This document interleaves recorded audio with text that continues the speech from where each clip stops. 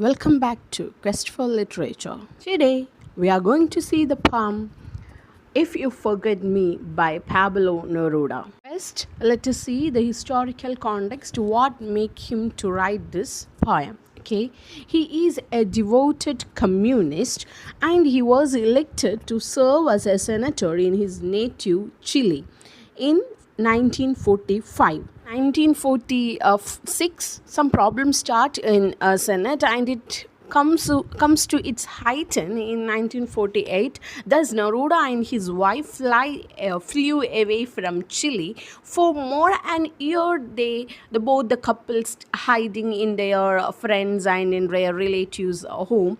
And it was during this exile that Neruda met his future wife and his muse, Matilde Urrutia, for whom this poem is said to be written. Love is a common theme in many of Neruda's poems, and the critics believe there is a duality in the love expressed in his poems. They can be seen to be addressed to his lover, but also to his own mistress, that is his country.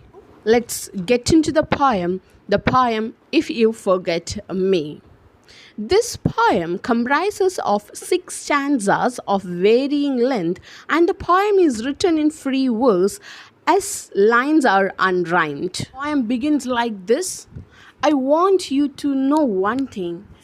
You know how this is? If I look at the crystal moon, at the red branch of the slow autumn at my window, and if I touch near the fire the impalpable ash or the wrinkled body of the log, everything carries me to you, as if everything that exists, aromas, light, metals, were little boats that sail towards those isles of yours that wait for me. This stanza, there is something interesting to note, is the fact that the first stanza, which is only one line reading, I want you to know one thing, seems to be continued of the title. Therefore, it can be read as a single thought, like if you forget me, I want you to know one thing. Reading the poem like this lends a threatening tone to the work. Tone swiftly changes in the second stanza, where Neruda explains the depth of his love directly to his mistress, writing in the first line, you know how this is.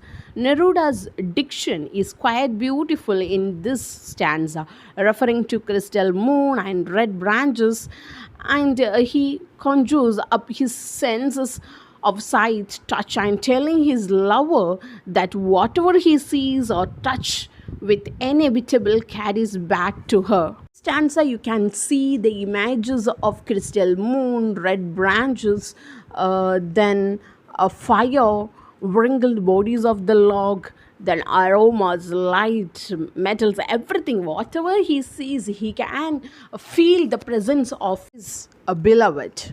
While the first half of the poem is incredibly romantic and flattering, the third and the fourth stanza paint a different picture for us. Now, let us see it.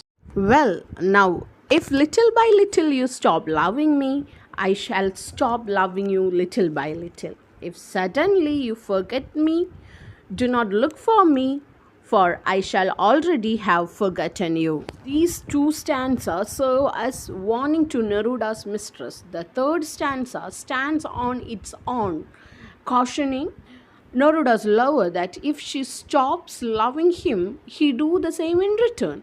It also begins the first in a string of ultimatism Neruda's offering to his lover.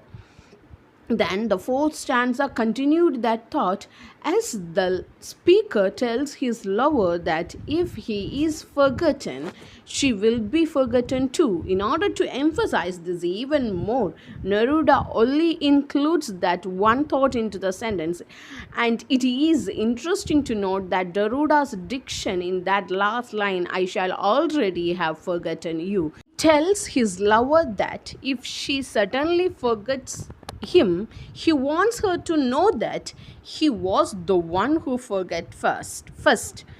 It has already been done.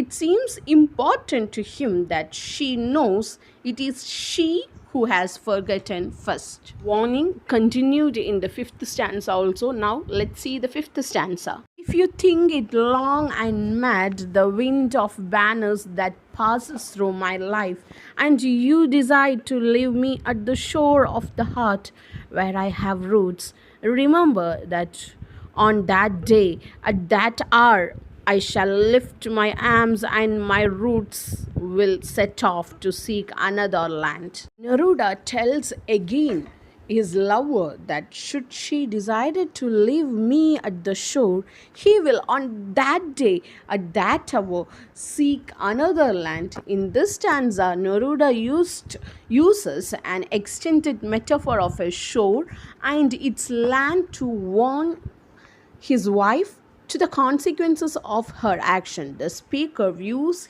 his lover as his home, but should she decide to leave him, he will have no problem at all seeking another woman to fill her place. Now, let's see the last stanza. But if each day, each hour you feel that you have destinated for me with implacable sweetness, if each day a flower climbs up to your lips to seek me, ah, my love, ah, my own. In me, all that fire is repeated. In me, nothing is extinguished or forgotten. My love feeds on your love, beloved. As long as you live, it will be in your hand without leaving mine. The last or the final stanza of the poem, Neruda changes his tone once again. This time he returns to the romantic and the passionate tone of the first stanza. The first line of the last stanza is comprised of a single word, that is but. This gives the reader the impression that all that has been occurring in the previous stanza has been setting the stage for this final one. It is as if the speaker is telling his lover, if you do any of these things, I will do then back to you. But if you do not, then this will happen instant. For remaining lines of the final stanza reveal what will happen if the lover does not forget him. If instead she feels that you are destined for me, the feeling will be returned. The last stanza, Neruda compares his love for his mistress to a fire.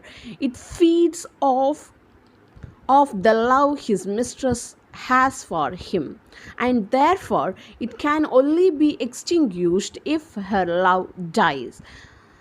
The speaker closes his vow that as long as his mistress lives, the love they share for each other will be cradled between them in their arms. It's the end of today's session. Thank you all for listening. If you find the video is good, like it and share it with your friends. And if you have any doubts, clear your doubts in the comment section. Then if you are not yet subscribed to my channel, do subscribe and click on the bell icon and enable all options so that you will be notified whenever I upload a new video. Till the time we meet next, stay tuned to Quest for Literature. Keep reading and know the world.